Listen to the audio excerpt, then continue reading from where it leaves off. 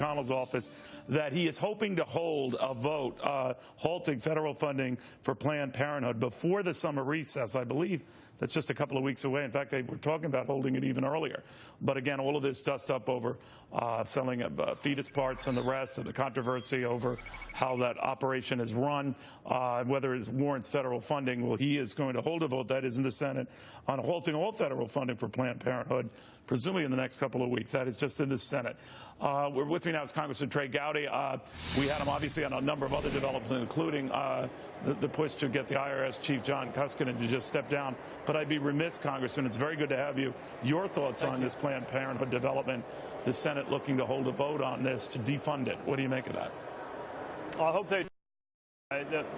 I and many of my House colleagues have voted to defund Planned Parenthood for years now. So it's important enough that the Senate do it as soon as possible. But frankly, that was true even before these 3 graphic videos emerged. So more power to them. I hope they get it done. And every member of the House that I know is welcome to postpone their August recess to get this done. You know, Congressman, on that same point, the head of Planned Parenthood and others in the Democratic Party, more to the point, have argued this was a right-wing cabal. It was judicious editing.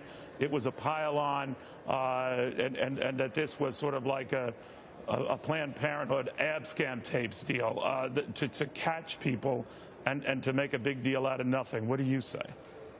Well, if it was a plan to catch Planned Parenthood talking about selling body parts, it was successful. There's nothing wrong with having a plan. Planned Parenthood, some of the folks I heard on the tape, essentially have embraced infanticide. And so, yeah, I'm sure that they are disappointed that they were caught on tape, but they need to blame the people who were talking, not the people who were recording it. Congressman, thank you very much. And I must stress to those who lump Fox in with that, we played the bites together, strung them together, and then we also took each one individually out, unedited, and let people decide at home whether they found any or all of the remarks offensive. So there was no doctoring or editing going on there. But, Congressman, I do want to pick your brain a little bit on what's going on at the IRS right now. You have an institution that is not handing over stuff to you to the degree you like. A lot of people said just give up here. IRS isn't forthcoming. The president all but saying there's no there. Now you're and others have been saying, you know what, maybe it's time for the head of the IRS to go, but he's not going. So where does this go for the next 18 months or so of this administration? Well, Chairman Chaffetz has done a fantastic job. Congress does have certain tools, certain arrows in its quiver, appropriations, which we have tried.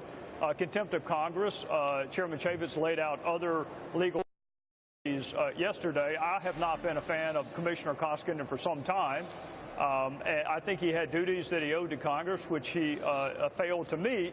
But Chairman Chaffetz has laid out kind of where the House is going to head, and we'll start incrementally. And I think the next step is whether or not we can convince a majority of our colleagues in the House that he owed a duty to Congress and he breached that duty, and that would make contempt warranted. All right, so that's, I guess, the next soap opera we could be witnessing. Thank you, sir. Very good having you on again. We appreciate your patience with all this breaking news as well. All right.